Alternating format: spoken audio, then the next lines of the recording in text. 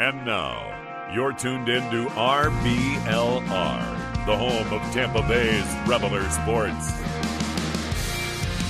Hello, sunshine-loving Buccaneer fans, and welcome to RBLR Bucs, the podcast that is as bright and sunny as the Florida skies. Well, for the most part. I'm Musab, your co-host and resident ray of sunshine, here to bring you all that warmth and insight for the heart of the Buccaneers country. This is where you kind of hear those waves crashing on the beach. And I'll tell you this, though, my friends, it wasn't all sunshine and rainbows this last week. We faced a ugly, embarrassing, tough loss against the Baltimore Ravens. I'm not going to sugarcoat it. It really sucked. All right. We had some painful sights of injuries, that made it even harder to watch. But as they say, after every storm comes a rainbow.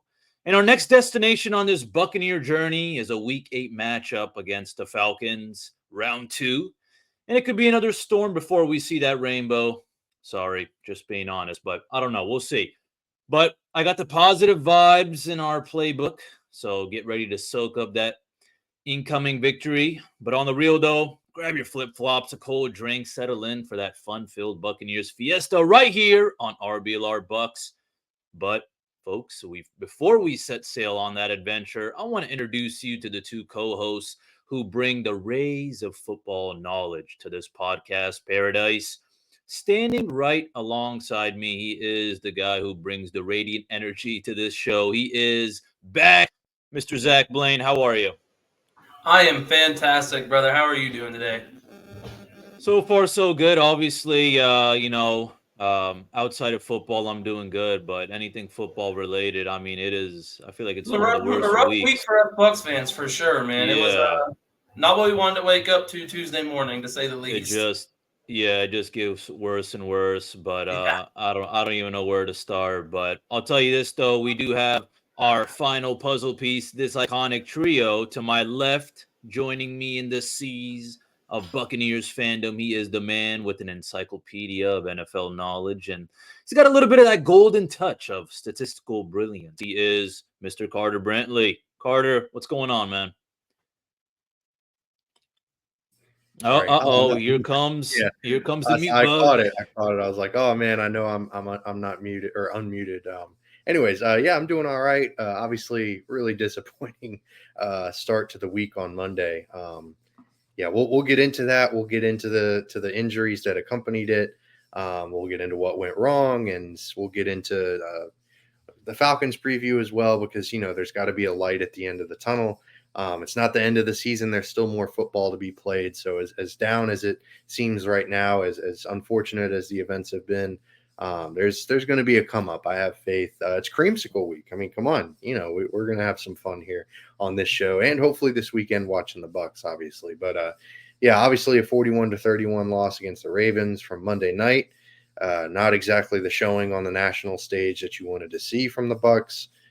Their defense just was pretty much powerless all night to stop Lamar Jackson and Derrick Henry and Mark Andrews and this whole Ravens offense. They're one of the best teams in football for a reason, but that 10-point differential does not reflect the actual score or the actual events of the game, really. So it's kind of tough, but we'll see how it goes, and we'll start with the biggest news, unfortunately, from this past Monday. Chris Godwin, he's out for the rest of the season. I just wanted to peel the Band-Aid off in case you've been living under a rock for the past few days. But there was obviously an interesting situation. Being at the game, there was a lot of kind of weird energy surrounding the decision to not let the Ravens just kneel out the clock, to bring your starters back out there, because the win probability, it was 1% or less that the Bucs were going to pull out a victory there. They were down 10 points. They had no timeouts because they didn't let the Ravens kill the clock. It was just an interesting turn of events. And I'd love to hear y'all's thoughts on if you agreed with Bowles' decision to keep the starters out there. Maybe you think, oh, well, Chris Godwin, it's his decision. Like, we're not going to put the blame. Obviously, the blame's not on the coach. Bowles didn't go out there and injure Chris Godwin, but he certainly played a part in it. And Musab, I'll start with you, man. Did you agree with this decision by Todd Bowles to leave out the starters and play out this game? Or do you think maybe, hey, it's time to take the foot off the gas pedal? Because there was a lot of people that felt that way, but I want to hear y'all's thoughts. We'll start with you, Mr. Tariq. Well, I mean, the big question is what purpose does it serve having these starters in when you're already down 10? What are they? I mean, they're going to try to go for, a touchdown and a 2-point conversion. And then what? You're still down by two. So, again, you go for the onside kick. Again, as you mentioned already, Carter, the chances of us winning are slim. And, you see it so many times in so many other sports and hell, even in the NFL. It's when the chances are that low, then it's kind of time just to sag off and let some other guys get some reps. Mind as well. So I mean, it was definitely a weird decision. Nothing that really kind of pisses me off, but it's just like I don't know, it's kind of just stupid, or it's like I feel like we should have known better not to do that, but I don't know.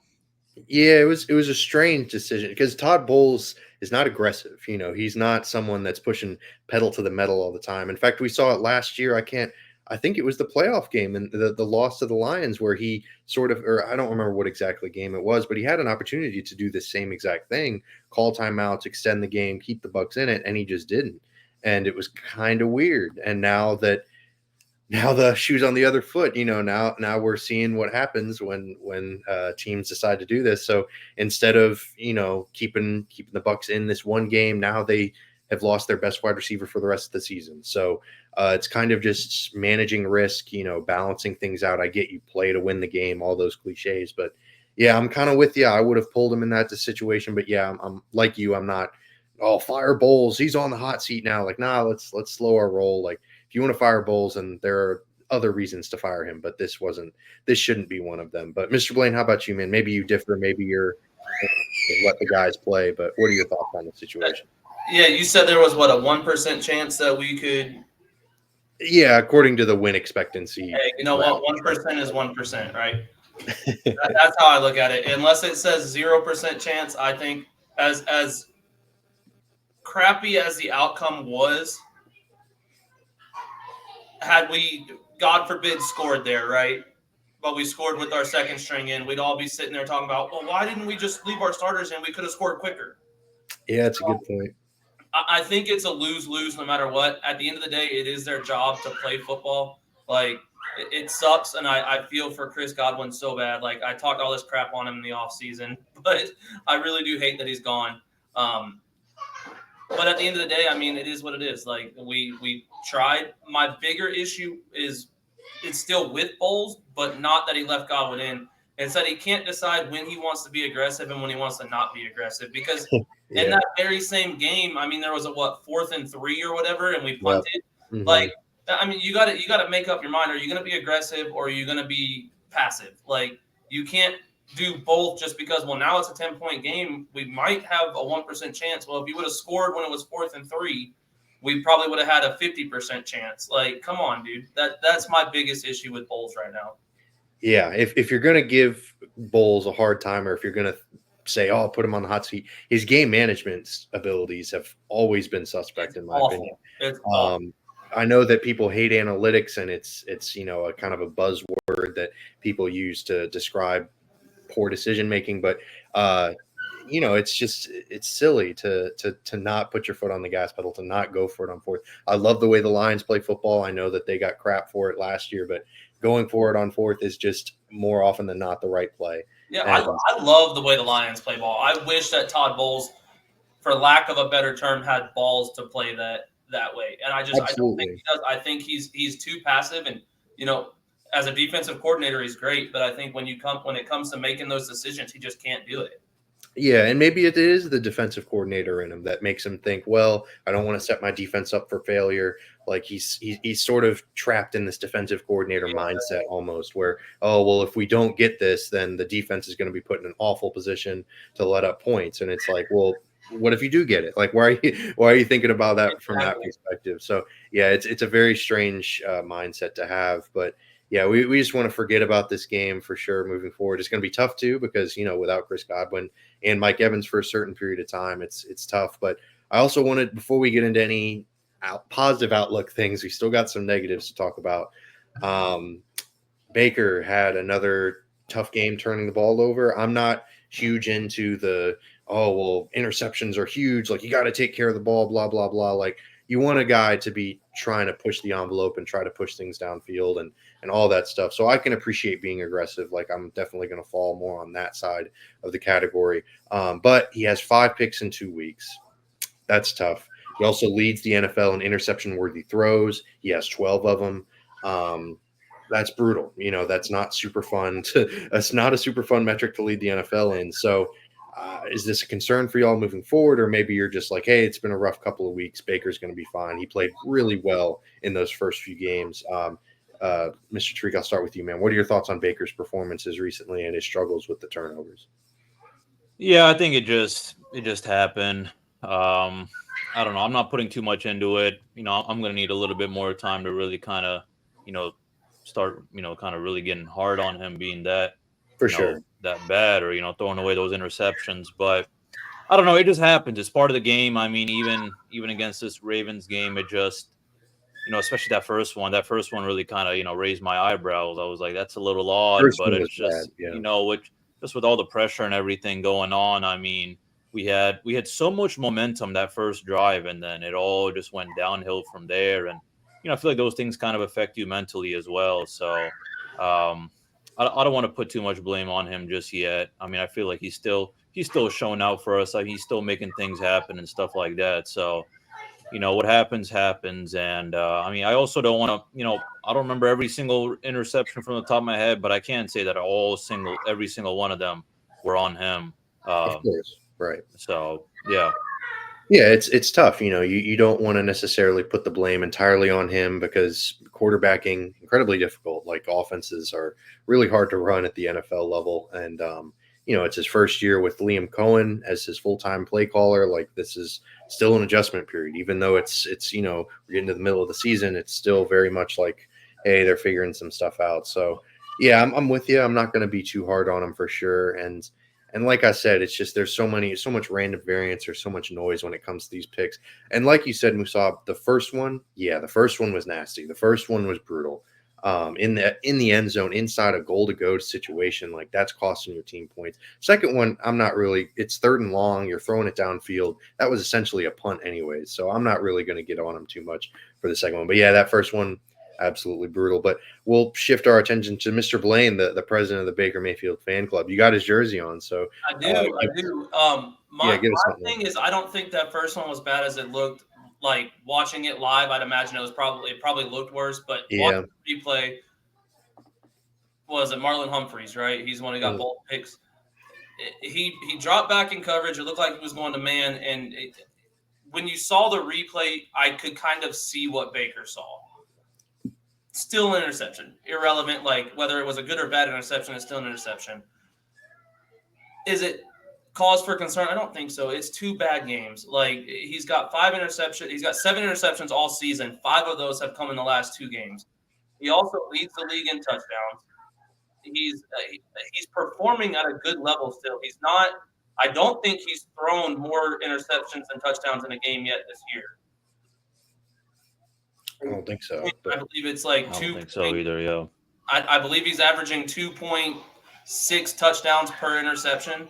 Like, you know what? As long as you can get me a lead and you throw an interception or 2 here or there, I'm not stressing it. And we go back and look at the Falcons game. It was the Falcons game, right, where he threw 3 picks?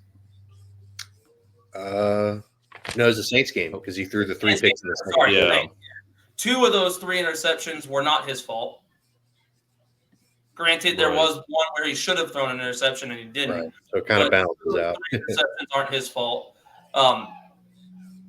Both of the interceptions tonight, or not tonight, but Monday night, I'm going to put on him because there was no one, like, they weren't catchable balls for a receiver. So I'm not stressing it. I think that it's 2 bad games. If it becomes an issue in 3 weeks where he's thrown 2 interceptions a game in 3 weeks, then that's cause for concern for me. But 2 bad games. And I wouldn't even necessarily call them bad games because he still kept us in most of them. I'm not stressing it. Yeah, I mean, they won last week. Like, as much as last week could be viewed as a bit of a rough start for Baker, it's also he also had points. Yeah, he also had a lot of good. Yeah, he also had a lot of good last week. But I think even he was disappointed in himself with his performance this past week. Obviously, not having Evans out there was rough, but that's something he's going to have to deal with for the next few weeks at least. So.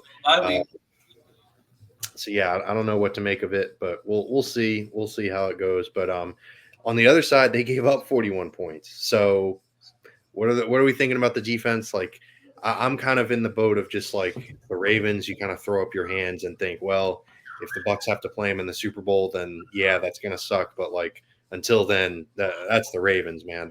They've been so good these past 5 games now. I mean, they've just been ridiculous. They're the best offense in football, in my opinion.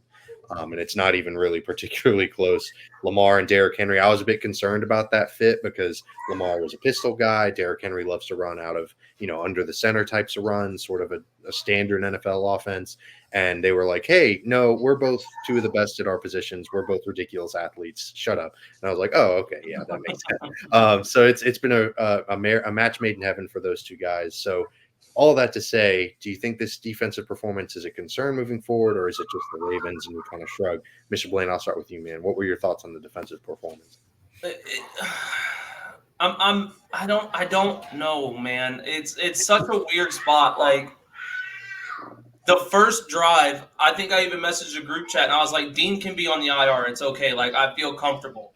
And then we see McCollum get beat on just like a go route. And I'm like, part of it was a little bit of a double move, but sort of just a go route. Like McCollum's upside is that he's super athletic and super fast. And I think he got beat by, what was it, Rashad Bateman. Yeah. It was either him or Flowers, yeah. It definitely was. Talking about that deep ball? Yeah, the deep ball. It was that deep ball, I if I may actually chime in, I watched it, I watched it like 5 times, not even 5 times, at least like 8 times. Because I really wanted to see where did Zion McCollum get cooked, because he really had it. And if you actually watch it really closely, Zion McCollum actually, I'm pretty sure he hits Bateman's foot, which kind of, stops him a little bit. But then Bateman's got that little shake and bake action, all within a 1-second span. And then boom, there goes Bateman, and he's open. So I don't want to put the blame on Zion on that. I thought Zion actually did really good. Because hit his foot or not, it should have messed them both up, not just McCollum. Well, he had the bottom of Bateman's cleat, the top of his foot, like his toe, like hit Bateman's like little cleat area. So all I'm saying is Bateman hit that little move where he cut inside a little bit, and Zion was gone. He was looking back at Lamar the whole time. Like Bateman probably could have just outran him at that point. My issue is more so we need a little bit of help because God forbid McCollum go down. Now we're screwed.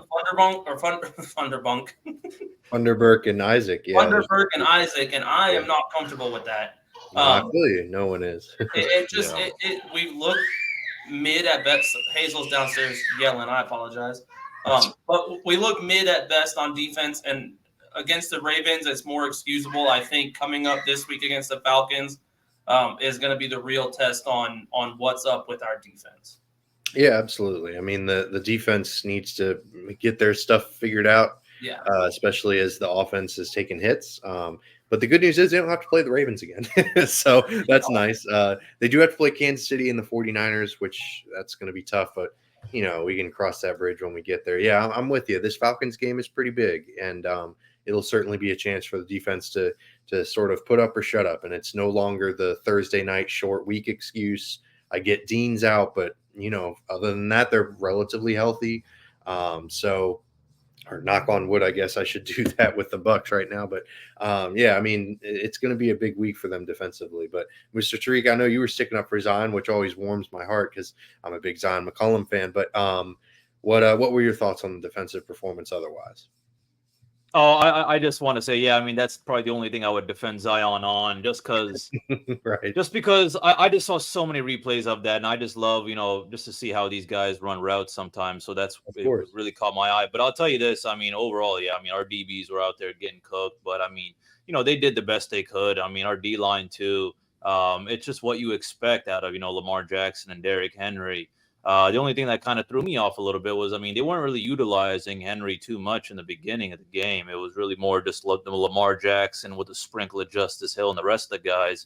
So in that case, I don't know. I mean, there's just nothing, exciting about our defense that I can be like, oh, yeah, no, don't worry, it was a bad game. Yes, the Ravens are good, but I'll tell you this. I mean, I don't want to get too much into the kind of Falcons preview, but what I will say is it doesn't matter how our offense looks moving forward if our defense is just going to continue to be this crap as it was this game and as it was the last time we played the Falcons. So that's what's kind of making me mad concerned now is I think maybe I need to admit that our defense or at least our DBs just straight up suck. Yeah, I mean, that's what happens sometimes. They were already kind of a concern going into the season. It was looking like they were trending upwards, and then Jamel Dean gets hurt, and it's like, well, shoot. Plus, Tyke Smith got hurt. I know that Tyke Smith is not, the end all be all. He's not, he's not Antoine Winfield Jr., but he's still an important cog in this defense. When your defense is as thin as we are, though, he is important. Like, yeah, no, absolutely. I mean, he's been our starting nickelback. Like that's important. And he's been playing well too. He's been playing very well, and to see not even only him get hurt, but him get hurt on friendly fire. Like, yeah, it was tough. Oh God, KJ Britt, he's really on my crap list lately. Yeah, he's been just an issue. KJ Britt's been graded as the worst linebacker in football so far. I believe it. He's looked awful. Yeah, he's been rough, and there have been a lot of people that have been calling for the Bucs. Before the Mike Evans and Chris Godwin stuff, they were saying, "Oh, well, interior linebacker is the need at the trade deadline if the Bucs make any trades." But we'll get to trades and all that stuff later. And now we're stuck with KJ Britt though because Dennis is out for the year. Right? Yeah, Dennis is done for the season as well. It's been a tough week for the Bucs for sure. Yeah, not a whole lot of positives, but if you want to pick yourself up, if you want to have a little bit of something to look forward to, definitely head to the RBLR shop. We've got some really nice gear, kind of a pick-me-up sort of thing, shop.rblrsports.com. Head there. We've got some great gear, and we'll give you a promo code. That's Cannon, CANNONS. Get your 10% off your entire order. Because, man, it was a rough week for the Bucs, so I could understand needing some fresh threads, especially as we're getting into the wintertime. It's getting a little chilly out there. You could use a sweater or something. I mean, still Tampa, so it's not cold, but it's sweater weather. It's at least as closer. So, definitely head there and check our stuff out. We'd really appreciate it. But moving on, we're flushing the Ravens performance down the toilet. We're looking forward because that's the only way to look. I don't know. It's kind of interesting, this whole Mike Evans, Chris Godwin injury situation. Not interesting in a good way, but there's a lot of intrigue because we want to see what the Bucs are going to do. So I wanted to ask y'all, first of all, I mean, just for this weekend, just for the Falcons game, who do you think the Bucs are going to turn to as sort of their number one target? Jalen McMillan, Trey Palmer, maybe Sterling Shepard, or do you maybe expect them to run more two running back sets? How are you feeling about how this offense sort of distributes the touches moving forward, especially in the pass game? Mr. Blaine, I'll start with you, man. What are your thoughts on the Bucs playmakers moving forward as Evans and Godwin are out? I mean, I think it's going to be a healthy dose of just all hands on deck at this point. I do think we see more of the two-back set, but at this rate, you would think that's going to be kind of predictable. That's a good point, yeah. So I think you're going to see more McMillan, more Palmer, and I think Sterling Shepard is going to have to step up and play that, like, the veteran role. Yeah. I mean, I don't know. This week's going to be rough. I think it's going to be another rough one because as much as I love McMillan, he's coming off an injury still. He might not be 100%. Palmer has been good at spurts, and then he had a concussion too. Yeah, like it's just Sterling Shepard right now is our only fully healthy receiver, and we haven't seen too much from him other than a bunch of penalties. So, right. Like it's one of those things where it's just. I said it earlier talking about our defense, and I think this week is going to be a big week for seeing kind of where we're at offensively too. Yeah, absolutely. It'll be kind of a good litmus test because the Falcons defense, it's fine, but it's not, locked down. It's not exactly. It's not Kansas City or anything. Because if they were playing Kansas, this would be I would love if they could get the Kansas City game out of the way this week. Right, exactly. Then they'd be like, hey, we were going to lose this game anyways. It doesn't really matter. The refs are going to come through for Mahomes and the defense is elite. So that's just how it be. But yeah, unfortunately they're playing a winnable game and they're going to be kind of, yeah, having to figure a lot of stuff out. But Mr. Treek, how about you, man? What are your thoughts on how the Bucs distribute the touches moving forward amongst these playmakers? Yeah, I mean, I think they're just gonna have to kind of just spread it out. But I'll tell you this: I think Cade Otton's gonna step up. I mean, Cade Otton looked real good, against the He did. Ravens. 8 Mhm. receptions, 100 yards. He took some really big hits too. I want to give him a He shout out for did. that. Oh my God, some of Mhm. those are just brutal. But Yeah. yeah, I think they're just gonna have to spread it out. I mean, yeah, on one hand, I am a little bit worried about what our offense is gonna do, but again, as I mentioned already, if we don't change up things on our defense and it doesn't matter how many points we score. The fact that we allowed Kirk Cousins to rack up over 500 yards passing it's kind of like a little bit of a PTSD, especially because it was ugly. Yeah. So that's my big worry is, yeah, we'll spread it out. I think, yeah, I mean, I feel really good about our running back room. We're just gonna count on Sterling Shepard to step up, if anything. I do know that they have elevated Ryan Miller. I Mhm. think correct me. I think they elevated him from the All practice right. squad, and they Yep. did sign another guy, something Houston from the Cowboys. Yep. So I don't know how much they're gonna have an effect on this upcoming game, but Right. I think it's just gonna be an all hands on deck situation. For sure. Yeah, I'll be interested to see if maybe they try to line Rashad White in the slot. I mean, maybe they give Bucky Irving some time and motion those guys out into wide receiver spots. Maybe they go 3 running back sets. I mean, good gracious, it's time to get creative. That seems to be our strong suit right now. Right. Who Hmm. would have thought? Who would have thought? So yeah, I thought it was kind of interesting. But shifting the focus from the internal options, obviously, there's been a lot of talk with the Bucs trading for someone. Um, I don't know if I'm sold on that, but I'd love to hear y'all's thoughts on it first. And Mr. Blaine, I'll start with you, man. What are your thoughts? Do the Bucs need to trade for a wide receiver? And if so, what's the maximum you'd want to give up? / maybe is there someone you're looking at that you'd love for the Bucs to trade for? I mean, I think we need at least one more receiver. I'm not saying it's going to be the end all be all of this team. I still think that defensive back is a more important need for us.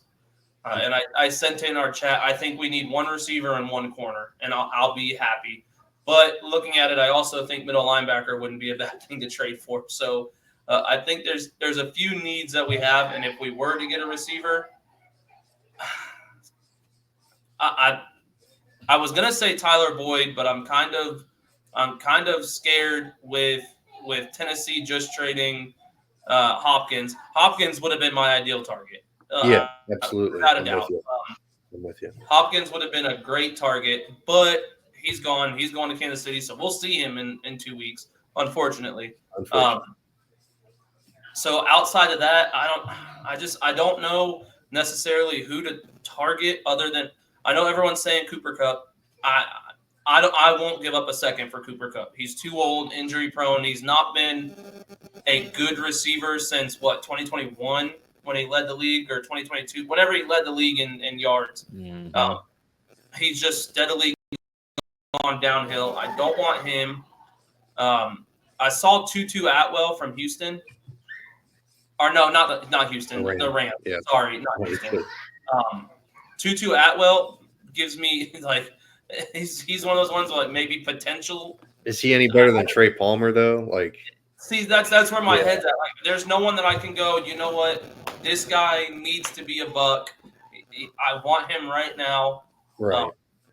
There's some names I'd love to see, but they're just not realistic. The most I'd give up for a receiver at this point, especially on a 1-year rental, is maybe a third, and that's high.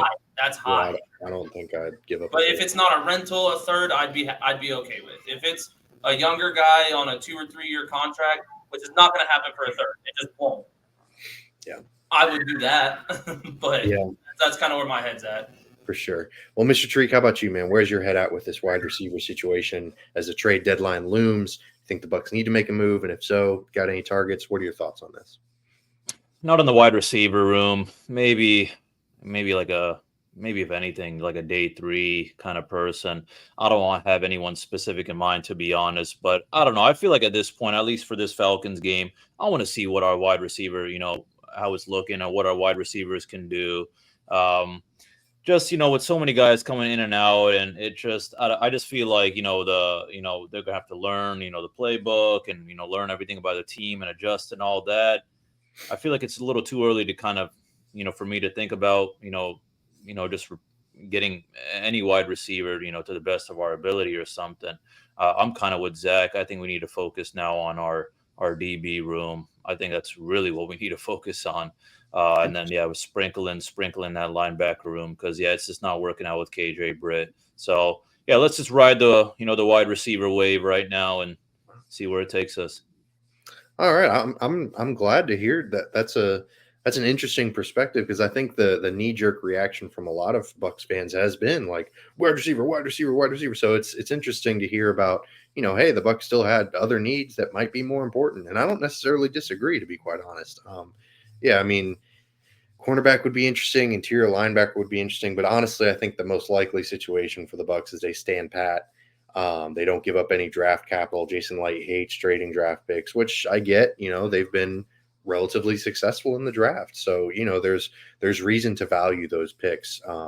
There's reason to value those picks even if they don't necessarily draft well, but because they draft well, they put even higher of a value on them. So I get it. The most interesting and the most palpable name that I would think of would be Deontay Johnson from the Panthers. He would really be the only trade that I could stomach for the Bucs because they would probably only have to give up a day 3 pick for him. He's on a 1-year deal. It's expiring, or he's not on a 1-year deal, but he's on an expiring contract. And he grades out really well in separation and all those advanced metrics. I know he kind of had a weird exit with the Steelers. It was kind of a weird situation there, as it always seems to be with Pittsburgh. But I don't know. The only thing that would make that really difficult would be just the division rival factor. I don't know why teams have that in the back of their mind, especially for the Panthers. Like, they need all the draft capital they can get. Like, they swung and missed on Bryce Young, apparently, and I don't know. It's a really weird situation there. So if the Bucs offered them like a 5th for Deontay Johnson, you should take it. Like, Deontay Johnson's on a 1. He's done. He's gone after this year anyways. So I don't know. That's kind of some interesting names to explore. You brought up a Panthers receiver. I also had one in mind, and it's not Adam Thielen. Mingo. Oh, okay, sure. Yeah, take a flyer on him. And I would imagine it would be about a 5th for him as well. I think they'd give up a 7th for him at most. Really? Because he was only a 2nd-round pick. He hasn't shown anything. He hasn't produced at all. There's no reason to give up more than like a 6th or a 7th, maybe even a pick swap. Yeah. He was a name that I thought was interesting, but I thought that he was too young for Carolina to trade away. I'm probably on that boat. He's the young, he's under control. He's got the contract and everything. So that would be an interesting name to maybe float around. But yeah, I think Carolina is more likely to hold on to him. Yeah, exactly. And the Bucs, that's kind of I don't know if that would be a good solution to their problem, because if you're going to give a young guy a chance, why not just give Jalen McMillan those touches? Why not just give Trey Palmer those snaps? You know what I mean? I don't think that bringing in a receiver, as crazy as it sounds, I don't think bringing in a receiver takes touches away from McMillan, and maybe one of them, but I don't think I think we could still develop McMillan and bring in a receiver. Sure. That's fair. Our 2 leading receivers, so 2 people at minimum have to step up and fill those roles to the best of their ability. For sure. If we were to trade for a guy to get targets, I don't think that it necessarily lessens McMillan's role, if that makes sense. No, I get you. Yeah, that makes a lot of sense. It's certainly a lot of interesting possibilities, absolutely. But we'll shift our focus more to the Bucs-Falcons game specifically because, hey, this is a big game. This is probably going to be one of the bigger games of the season. It's winnable, but the Bucs are also really banged up, as we've talked about ad nauseum. So what are your thoughts on this matchup? What's kind of a favorable matchup that the Bucs could exploit? Maybe kind of a 1v1 or maybe a position group battle sort of thing. What's a thing that you look at? Because we're trying to be optimistic. It's been a rough week. So what's a favorable matchup for the Bucs in this Falcons game? Mr. Treek, I'll throw this question at you first. Yeah, it's for me, it's D-line versus Falcons O-line, but more really just how much pressure we put on Kirk Cousins. Because, I mean, at first I was going to say like our DBs versus Kirk Cousins, but to be honest, I don't know how optimistic I am about that. I just think that, Fair enough. things are going to happen. We're going to get cooked here and there, hopefully not too much. But the big thing I'm looking at is, can our D-line step up to the plate and, show out? Because we've discussed this before in the past, Carter, what is like, oh, if the D-line doesn't step up, hopefully our DBs will. And if our DBs don't step up, hopefully our D-line will. But Right. there have been times where neither Yeah. step up, and then shit happens, you know what I'm saying? So for that reason, I'm looking at D-line versus Kirk Cousins. I mean, I don't care what the hell we got to do. We just cannot let him rack up that many yards, like he did last time. So that's the big matchup I'm looking at.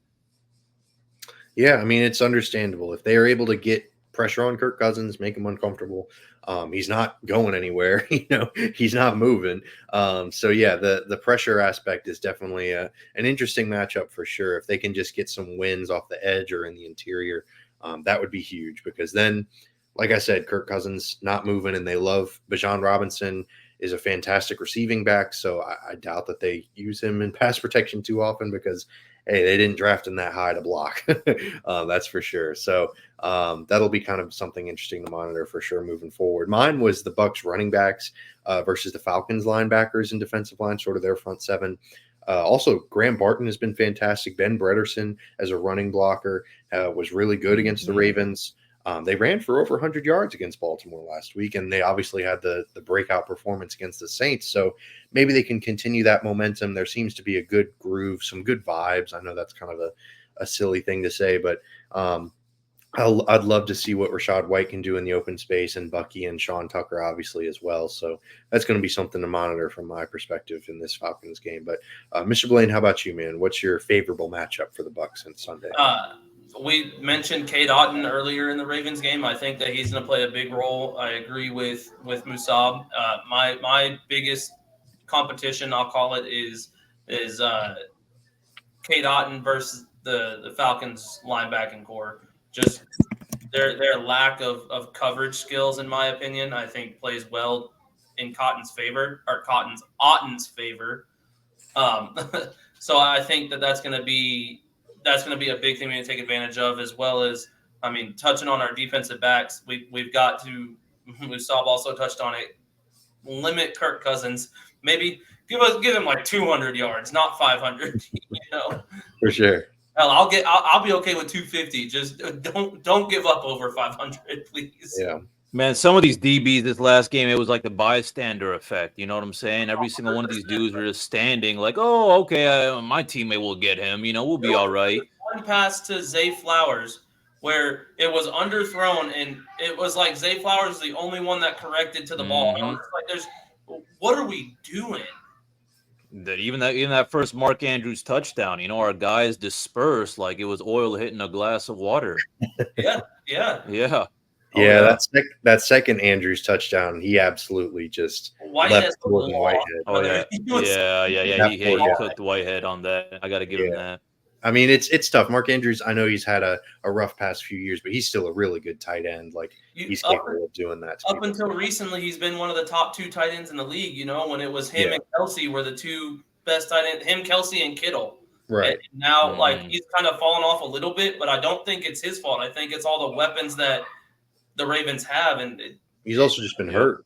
Yeah, exactly. I think that he's healthy now, and we're starting to see it. And the Ravens are going to be a problem for a lot of teams, and I feel like it's important for us to remember as Tampa fans that even though we're going on to Atlanta, like, that loss is a Ravens team that they just stomped us. That's just what it is. I think it's going to happen every game, and I don't expect it to happen this week. For sure. Well, speaking of this week, we're coming towards the end of our episode, so we'll have some segments here to finish out the episode, and we'll start with our over-unders. Mr. Tariq, the floor is yours. What you got for us this week? Yes, sir. All right, my first one is going to be over under 1.5 total passing touchdowns by Baker Mayfield. I'm actually going to go over on this. I don't see why this can't hit. I mean, I think we'll be able to make it happen. I think he'll he'll be able to get 2. But I want to see what y'all have to say. Zach, let's start it off with you. What do you think? Oh, over. Yeah, I mean, Okay, right on. we're in going into week 8 now, and he's Yep. thrown 18 touchdowns. Has there been a game where he's only thrown 1 touchdown? No, but I think. Oh, I'll tell you this. I'm just for example, like I just used Bovada to kind of give me an idea as to where Baker Mayfield stands, and Bovada has plus 160 for over 1.5, passing touchdown. So, and they have negative 215 for under. So, I don't know. I guess Vegas is thinking Baker can't ball out with the boys, but I've got, excuse me, I've got over. I think he throws probably 3 touchdowns is my prediction. okay, right 3 on. touchdowns. That's bold. All right, I'm gonna go under. I think the running game really plays a big factor in this week's game. It's not it's not an indictment on Baker at all. Like passing touchdowns and receiving touchdowns, like who finishes off the drives, those can be very misleading statistics. Those aren't always the most accurate reflection of a player's true contribution. I think Baker's going to have a great game. I think once you get into that red zone, they just don't have a guy like Evans and Godwin are just such solid options down there when things get tight, things get, you get a little nervous and stuff. Like it's nice to have those veteran elite targets like Evans and Godwin. So I think they're going to hand the ball off quite a bit. And I think that with Graham Barton and that interior offensive line really starting to come together nicely, I think they're just going to hand it off a little bit more, which is fine. That's okay. I'm not really stressing about it. So I'm going to go under on that one. All right. My next one is over under 38.5 rushing yards for Rachaad White. Ooh. I'll start off with you, Carter. Man, why you got to start off with the Rachaad White fan? I'm gonna go with over, but very hesitantly. I'm not super confident. I mean, I'm not confident in either one of these picks, but I'm just gonna go with over, just because 38.5. That's not a whole lot. And I love Bucky and Sean Tucker. They've been doing a great job, but Rachaad White's still RB1 in my mind. He had an okay game last week. He obviously had some garbage time sort of inflated statistics and all that, but he wasn't the reason they lost. He was not the culprit. So I'm going to go over, but only slightly, and I'm not super confident about it because they're going to spread those touches out, and I think his impact is going to be really huge in the passing game, especially with Evans and Godwin out. Yeah, that's what I was thinking. Zach, what about you? Not in a negative way. I'm going to go under for the exact reasons that Carter said. I think that he's going to play a huge role in the passing game, and I think he's going to have a very good game, but I think his impact is going to come from the passing game. So I do expect Bucky to have more rushing yards, but again, it's not like a negative thing on Rachaad White at all. Sure. I think he's going to have a good game, but I think running the ball, Bucky and Sean Tucker are both more violent runners, if you want to say. So I expect them to be the workhorses for the run game. I expect Rachaad White to rack up a good amount of receiving yards. Yeah, I'm actually gonna go. I'm gonna go under on this. I think Rachaad White's gonna ball out more in the pass game. I think he'll be close to the 38.5 rushing yards, but I think at the end he's just gonna end up hitting the under, unless they go through garbage time. I'll tell you, I'm actually more confident about Bucky Irving hitting his over. I think Bucky Irving is. I've fallen in love with Bucky Irving, even with this last game, against the Ravens. Sure, I mean, obviously, he didn't completely just, take everyone's breath away. But, oh, God, I just love his shiftiness. You know what I'm saying? He's a little Speedy Gonzalez out there. There was one ball I think y'all remember. He almost dropped it, and then Ben Bredesen with that, key block. And, oh, my God, he turned like a negative yard play to a big one. So, yeah, I think for that reason, Bucky and Sean Tucker are going to be a little bit more dominant with that run game. I don't think Rachaad White's not going to get the opportunities, but he just seems like a better kind of pass catcher to me. So I'm going under on that. So there you have it, folks. Now you know what to bet on or what not to bet on. Right. This is not officially financial advice, though. Do not. Oh, not at all. None of us are cappers, as they call it these days. Yeah. Yeah, we're not the bookmakers or anything like that. We don't have the lock of the year for you. That's right. Oh God, I hate when people talk about here are my locks. Oh my God, Maxwell 10-unit Mega Max parlay. Oh man, you can put your rent on this. Yeah. The next thing you know, it's Bucs. It's like Bucs plus 4. You know, saw a lot of that actually this past weekend. Yeah. You're going to for sure, especially moving forward in these next few weeks. But we'll get to the predictions. Speaking of predictions and not knowing anything, I'll kick it off. I got the Bucs in this one. I know it's kind of surprising with the injuries and all that, but they played it close against the Falcons the last time out, and it was a weird matchup. They were really banged up defensively. I think they'll be able to limit Kirk Cousins a little bit more.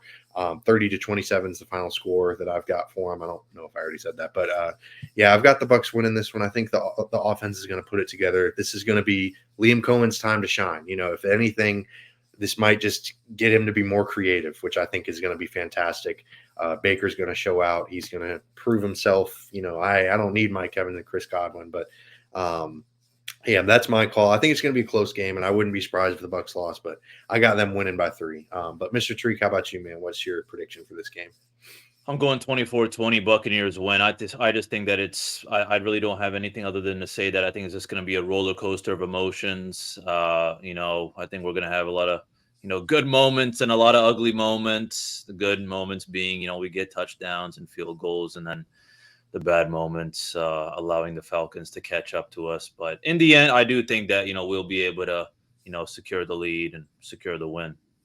All right, we got 2 wins, 30-27 and 24-20. So, Mr. Blaine, how about you, man? What's your call on this in this weekend? I hate to be the bearer of bad news. Oh dear. I got a 27-21 loss. I think there's going to be a lot of figuring out. I don't think it's going to be a bad loss. I don't think we're going to get demolished. But I think there's a lot of figuring out to do, and we've got some holes that need to get figured out, and I don't think that they're going to be figured out in 6 days' time. Yeah, I'm with you. It's kind of a tough situation they're put in. Like I said, I wouldn't be surprised if they took the L, but it's the Falcons, man. They got to beat the Falcons. You know, they got to be Atlanta. I am praying to God that I'm wrong.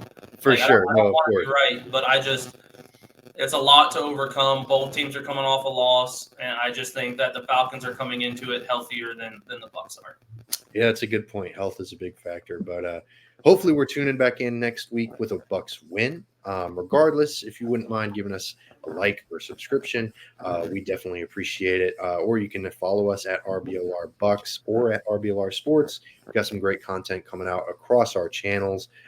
Definitely give us a shout, and so you can be updated. You know, you can listen to us ramble about the Bucs next week too. Hopefully it's a more positive episode. Hopefully it's a more uplifting episode. But regardless, whether it's uplifting or not, we'll be here. So we'll see you next week. We really appreciate y'all for tuning in. Much love to my co-host as well and our super producer, Eureka Wheeler. And as always, go Bucs. Go Bucs.